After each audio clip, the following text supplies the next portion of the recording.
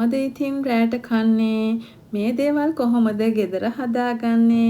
එළියට ගිහින් කෑවොත් ලොකු වියදමක් යනවනේ. ඒක නිසා කන්නේ මොනවද කියලා කල්පනා කරන ඔයාලට රස රෙසිපි 3ක් අරගෙන ඇවිල්ලා තියෙනවා. එන්නකො එහෙනම් වීඩියෝ එකට කොහොමද කියලා බලන්න. ඔන්න ඉතින් බත් පාන් කන්න අකමැති අයට, ඉන්දියාව පාප රොටි පිට්ටු කන්න අකමැති අයට රස රෙසිපිස් 3ක් අරගෙන ඇවිල්ලා තියෙනවා. මම මේ චිකන් සූප් එකක් හදන්න තමයි ලෑස්ති වෙන්නේ. ඉතින් අවශ්‍ය දේවල් මෙතනින් ඔයාලා දකිනවා වගේම හදනකොටත් කතා කරමු මොනවද මම මේ අරගෙන තියෙන්නේ. මේක කොහොමද රසට හදන්නේ. ඒ වගේම ඔයාලත් සුප් එක මේ විදිහටද හදාන්නේ කියලා අනිවාර්යෙන් කමෙන්ට් බොක්ස් එකේ කමෙන්ට් එකක් දාන්න. මම ටිකක් වැඩිපුර බට අරගෙන තියෙනවා. ඉතින් මේ වගේ ටිකක් ඉඩ තියෙන භාජනයක් අරගන්න සුප් එක හදන ප්‍රමාණය අනුව. මොකද මම 5 දෙනෙකුට හදන නිසා තමයි මේ භාජනය අරගත්තේ. බටර් ටික දාලා බටර් ටික මෙල්ට් වෙන්න දෙන්න, පිච්චෙන්න දෙන්න එපා. සාමාන්‍යයෙන් බටර් පිච්චෙන එක වළක්වන්න මේකට තෙල් එකතු කරනවා.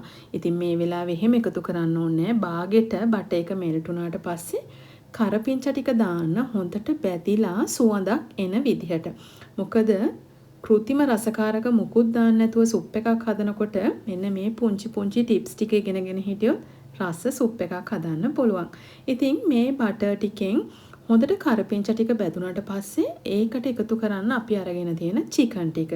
ඉතින් මම චිකන් කිලෝ එකක් විතර අරන් තියෙනවා. මං ඔයාලට කිව්වනේ 5 දෙනෙකුට මේක හදාගන්න කියලා. ඉතින් සුදු ලුණු ටිකක් වැඩිපුර අරගෙන තියෙනවා.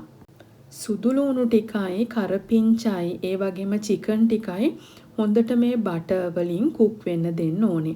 ඉතින් මම අමු 3-5 ටිකක් එකතු කරනවා. හේතුව තමයි අපි සූදුරු ඒ වගේම කොත්තමල්ලි කුඩු වෙනම එකතු කරනවානේ. එහෙම එකතු කරන්න ඕනේ නැහැ. සමහරක් අය එන කොත්තමල්ලි රසට කැමති නැහැ. අමු 3-5 ටිකක් එකතු කරාම හොඳ රසයක් එනවා. මිරිස් පවුඩර් බොහොම සුළු ප්‍රමාණයක් එකතු කරා මේකට ලස්සන පාටක් ගන්න ඕන නිසා. ඊට පස්සේ ලුණු ටිකක් එකතු කරලා මේක හොඳට මිශ්‍ර කරලා ලිඩ් එකෙන් වහන්න ඕනේ. හේතුව තමයි දැන් මේ බටර් එකෙන් මේ චිකනුයි සුදු ලුණුයි කරපිංචයි හොඳට කුක් වෙන්න ඕනේ. ඉතින් හොඳට මිශ්‍ර කරන්න අඩු ගින්දරේ මේක වහලා තියන්න. මේ දැන් චිකන් එකෙන්ම වතුර වගේ උනලා තියෙනවා. මේ දැන් අපි හදාගත්ත මිශ්‍රණයට. ඉතින් මේ විදිහට චිකන් එක දැන් 75ක් විතර කුක් වෙලා තියෙන්නේ. දැන් මම මේකට අල, බෝංචි, කැරට් වගේ දේවල් ටික එකතු කරනවා. එකතු කරලා මේක හොඳට මිශ්‍ර කරනවා. ඊට පස්සේ තමයි මම මේකට කපාගත්ත තක්කාලි, ඒ වගේම ලීක්ස්, ගෝවා වගේ දේවල් ටික එකතු කරන්නේ. ඉතින් ටිකක් වෙලාවක් අරගෙන තැම්බෙන දේවල් ටිකක් වේලසනින් එකතු කරන්න. චිකන් එක 75ක් විතර කුක් වෙලා තියෙන නිසා දැන් සුප් එක ගොඩාක් වෙලා ලිපේ තියලා තම්බන්න ඕනේ නැහැ. සාමාන්‍යයෙන් මේ ලෙවල ඔක්කොම බෙරි වෙන්න තැඹුණාට පස්සේ සුප් එකේ රස ඒ වගේම ඇහැට තියෙන ප්‍රිය ගතිය හරි අඩුයි. ඉතින් මම මේ වෙලාවේ එකතු කරගන්නවා කපාගෙන තියෙන මේ ලීක්ස් ඒ වගේම තක්කාලි වගේ දේවල්. ඉතින් ලීක්ස් ගහේ කඳ කොටස පුළුවන් නම් අරගන්න, කොළ කොටස නැතිව. මොකද කොළ කොටස හරි ඉක්මනට තැම්බිලා සුප් එකට ටිකක් ප්‍රසන්න නොවන රසයක් එකතු වෙනවා. මොකද ටිකක් ලුණු රසයක් වගේනේ එන්නේ ලීක්ස් වලිනුත්. ඒක නිසා ඊට පස්සේ මේක හොඳට මිශ්‍ර කරන්න ඕනේ. මිශ්‍ර කරලා මම මේ වෙලාවේ කඩල පරිප්පු එකතු කරගන්නවා. ඉතින් ඕගොල්ලෝ කැමති නම් කඩල, කව්පි, මුං යට මේ ඕන දෙයක් එකතු කරන්න පුළුවන්. හැබැයි මං ඒ කිසිම දෙයක් එකතු නොකර පරිප්පු ටිකක්, කඩල පරිප්පු ටිකක් විතරක් එකතු කරනවා. මොකද මේකට චීසි ගාලික් බ්‍රෙඩ් එකක් හදා ගන්නවා. ඒකත් එක්ක තමයි සුප් එක කෑමට ගන්නෙ. ඉතින් මං තාම වතුර එකතු කරේ නෑ මේකට. ලුණු එකතු කරලා තියෙනවා. 3-5 කුඩු ටිකක් එකතු කරලා තියෙනවා. මිරිස් කුඩු බොහොම සුළු ප්‍රමාණයක් එකතු කරලා තියෙනවා. තාම මං බටර් වලිනුයි ඒ වගේම චිකන් තැම්බිච්ච ඒ ග්‍රේවි එකෙනුයි මේ එළවලු ටික බාගෙට කුක් වෙන්න දෙනවා. දැන් තමයි වතුර එකතු කරන්නේ. ඉතින් වතුර එකතු කරලා ලොකු වෙලාවක් මේක ලිපේ තියාගන්න ඕනේ නැහැ. ඉතින් ගොඩාක් දෙනෙක් සුප් බොන්න ආස නැත්තේ, අපි හදන සුප් එක රස නැත්තේ අපි පුරුදු වෙලා ඉන්නවා චිකන් ඒ වගේම එළවලු ඔක්කොම කපලා එක භාජනයකට දාලා ඒකට වතුර එකක් දාලා ඒ වතුර එකෙන් තම්බන්න. එතකොට පොඩ්ඩක්වත් සුප් එක රසට එන්නේ නැහැ. ඉතින් මම ගම්මිරිස් කුඩු ටිකක් එකතු කරගන්නවා. ඕගොල්ලෝ සැර කන්න කැමති නම් තව ටිකක් ගම්මිරිස් එකතු කරගන්න පුළුවන්. සාමාන්‍යයෙන් සුප් එකක් ගොඩාක් සැරට කෑමට එකතු කරගන්නේ නැහැනේ. ඒක නිසා ගම්මිරිස් කුඩු ටිකක් එකතු කරා. ඉතින් රස අනුව ලුණු ගම්මිරිස් එකතු කරගන්න පුළුවන්. ඒක ඉතින් අපි බොන වෙලාවට පෞද්ගලිකව අපි කැමති ප්‍රමාණයට එකතු කරගන්නත් පුළුවන්. ඉතින් මම ස්පැගටි ටිකක් එකතු කරනවා. ඕගොල්ලන්ට නූඩල් තියෙනවා නම් නූඩල්ස් පැකට් එකක් එකතු කරන්න එපා. පොඩි ප්‍රමාණයක් දැන් මම මේ එකතු කරා වගේ බොහොම පුංචි ප්‍රමාණයක් එකතු කරන්න පුළුවන්. ඉතින් මම බිත්තර දෙකක් එකතු කරනවා. බිත්තර දෙක එකතු කරන්නේ ලිප ඔෆ් කරලා මේ සුප් එක රස්නෙන් තියෙනකොට තමයි එකතු කරන්නේ. මොකද බිත්තරේ හරි ඉක්මනට කුක් වෙනවා. ඉතින් ලිපේ තියලා මේ සුප් එක කුක් වෙන ගමම්ම බිත්තර එකතු කරන්න එපා. මොකද එහෙම වුණාම බිත්තර ඕව කුක් වෙන නිසා සුප් එක හොඳට ලිප ඔෆ් කරාට පස්සේ මෙන්න මේ විදිහට එකතු කරන්න. එකතු කරලා ඒකත් හොඳට මිශ්‍ර කරන්න. ඉතින් ඕගොල්ලෝ කැමති නම් බිත්තර 4-5ක් වුණත් එකතු කරන්න පුළුවන්. නමුත් මම චිකන් කිලෝ එකක් විතර එකතු කරලා තියෙන නිසා බිත්තර දෙකක් තමයි එකතු කරලා මේක හදාගන්නේ. දැන් සුප් එක හදලා ඉවරයි. ඉතින් හොඳ පාටක් තියෙනවා. බෙරි වෙන්නේ නැතුව එළවලු කෑලි තියෙනවා. නමුත් මේ එළවලු ටික හොඳට තැම්බිලා තියෙන්නේ. ඉතින් හරිම රසයි මේ විදිහට සුප් එක හදාගත්තාම අනිවාර්යෙන් ඕගොල්ලොත් හදලා බලන්න. ඉතින් මම මේ විදිහට මම මෙහි ඒ කියන්නේ ෆ්‍රාන්ස් වල ඉන්න නිසා මෙන්න මේ පාන් එක තමයි ගත්තේ. ලංකාවේ ඉන්න කෙනෙකුට අච්චු පාන්, තැටි පාන් දෙකම ගන්න පුළුවන්.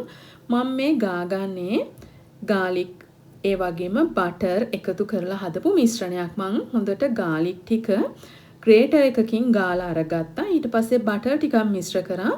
පාස්ලි ටිකක් එකතු කරලා තියෙනවා. ඕගොල්ලන්ට ෆ්‍රෙෂ් පාස්ලි තියෙනවා නම් ගන්නත් පුළුවන්. වේලපු එක ගන්නත් පුළුවන්. මම අරන් තියන්නේ වේලපු එක. බටර් ටික හොඳට ඇප්ලයි කරාට පස්සේ පාන් එකට චීස් ටිකක් උඩින් දාලා විනාඩි 10ක් විතර මේක oven එකේ බේක් කරලා අරගන්න තියෙන්නේ. මාර රසයි මේ සුප් එක. පාන් එක රෙඩි කරගන්න සුප් එක බොන්න ලෑස්ති වෙනකොට. මොකද මේකේ තියෙන චීස් ගතිය හොඳට ඇදිලා රසටම තියෙනවා උණුවෙන්ම කෑමට එකතු කරගත්තාම. ඉතින් මේක හරිම රස ඩිනර් මෙනු එකක්. ඕගොල්ලන්ට පුළුවන් හරි පහසුවෙන් මේක හදා ගන්න. ඉතින් තව දවසක ඒ කියන්නේ සතියේ තව දවසක මම චිකන් කොත්තු එකක් හදා ගන්නවා. ඉතින් මේ රෙසිපි එක ඇඩ් කරන්නත් හේතුවක් තමයි සාමාන්‍යයෙන් චිකන් කොත්තුවක් හදන්න කිසිම අමතර දෙයක් අපිට කඩෙන් ගේන්න ඕනේ නැහැ. ඉතින් මම තෙල් ටිකක් ලිපේ තියලා ඒකට සුදුලුණු ටිකක් දාලා කපාගත්ත කැරට්, කරපිංචා ටිකක් එකතු කරනවා. එකතු කරලා මේක හොඳට මිශ්‍ර කරනවා. ඉතින් අපි ලොකු ගාණක් දීලා කොත්තු කඩෙන් ගෙනාවට කිසිම ප්‍රශ්නයක් නැතුව හරි පහසුවෙන් කොත්තු ගෙදර හදාගන්න පුළුවන්. ඉතින් කොත්තුව හදන්න ඕනේ රොටි එක නැත්තම් පාන් වලින් උනත් මේ කොත්තුව හදන්න පුළුවන්. දැන් මම මේ වෙලාවේ රොටි එකතු කරනවා.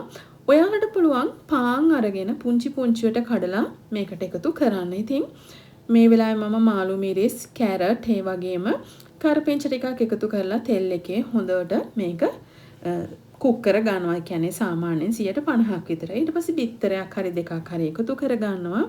මම මේ පෝෂන් එක නම් දෙන්නෙකුට විතර පොඩි ප්‍රමාණයක් හදාගත්තේ.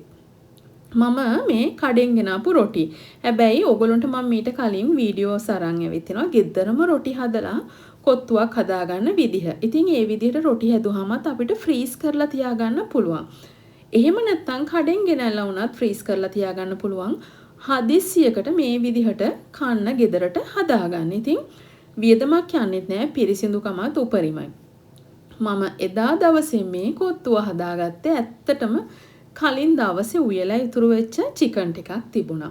ඒ වගේම ෆ්‍රිජ් එකේ එළවලුත් බොහොම පොඩි ප්‍රමාණයවල් ඉතුරු වෙලා තිබුණා. ඉතින් මම කල්පනා කරා හොඳම දේ තමයි රෑට කොත්තුවක් හදාගෙන කණ එක කියලා. ඉතින් මේක හරිම රසයි. ඒ වගේම තමයි පොඩ්ඩක්වත් වියදමක් ගියෙත් නෑ. පැය භාගයක් යනකොට මේ කොත්තුව හදලා ඉවරයි. ඉතින් කොත්තුව හදනකොට ඉතින් හොඳට මිශ්‍ර කරගන්න පුළුවන් භාජනයක හදාගන්න. මම චිකන් ටිකත් එකතු කරලා ඊට පස්සේ මේකට මම නයි කොච්චි තිබුණා. මම නයි කොච්චි කරලකුත් එකතු කරා. ඊට පස්සේ ලීක්ස් ගහේ කඳ කොටස එකතු කරනවා. ඉතින් අමු මිරිස් ටිකක් එකතු කරගන්න. මොකද කොත්තු කියන්නේ ලංකාවේ අපේ කටේ රසට හුරු කෑමක්. ටිකක් සැරට කන කෑමක්.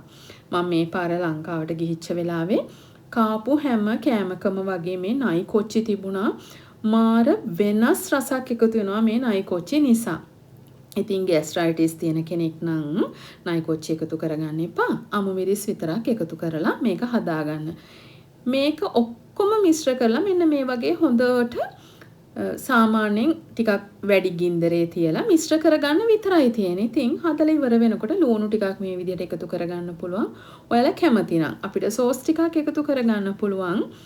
මේක උණුවෙන්ම හදාගත්තාම චිකන් ග්‍රේවි එක කන්නත් පුළුවන්. එහෙම නැත්තම් මුකුත් නැතුව මේක හදලා සාමාන්‍ය විදිහට කන්න පුළුවන්. ඉතින් මේක තමයි තව දවසක මම ඕගොල්ලන්ට ගේන්න හිටිය මගේ රෙසිපි එක. ඉතින් තව රෙසිපි එකක් තියෙනවා.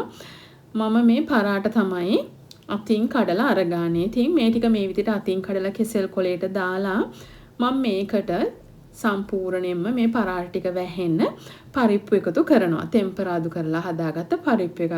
ඊට පස්සේ ඒකට උඩින් චිකන් එකක් එකතු කරනවා. මම මේ චිකන් රෙසිපි එක මේ වීඩියෝ එකට එකතු කරේ නැහැ. වීඩියෝ එක දිග වෙන නිසා. මම මේ රෝස් චිකන් එකෙන් ඩෙවල් එකක් හදාගන්න රෙසිපි එක ඔයගොල්ලන්ට ගෙනල්ලා තියෙනවා FR Kitchen මගේ YouTube channel එකකින්. ඒකට ගියොත් ඔයාලා දකින මෙන්න මේ චිකන් එක හදාගන්න පුළුවන්. මේක මාර රසයි. හදාන්නත් හරි ලේසි. මේක හොඳට ගැලපෙනවා මෙන්න මේ පරාට එකට. ඉතින් පරාට එකට උඩින් මේ චිකන් එකක් දාගන්නවා. ඊට පස්සේ බිත්තර ටිකක් බැදලා දාලා ලුණු ටිකක් දාලා රසට මේක කන්න තමයි තියෙන්නේ. ඉතින් ඒකාකාරී විදිහට කන්නේ නැතිව පුංචි පුංචි වෙනස්කම් කරලා අපිට පුළුවන් විවිධත්වයෙන් කෑම හදාගන්න. කඩවල් වලින් කාලා ලෙඩ හදාගෙන පර්ස් එකටත් පාඩු කරගන්නේ නැතිව හැම පැත්තෙම වාසි. ඒ වගේම මේ වගේ දේවල් ගෙදරට අපේ අතින් හදලා දුන්නාම අපේ පවුලේ තියෙන සමගිය ආදරය මේ හැමදේම වැඩි වෙනවා. ඉතින් මම නම් ඇත්තටම හරිම ආසයි හැම දෙයක්ම ගෙදර හදාන්න උත්සාහ කරන්න.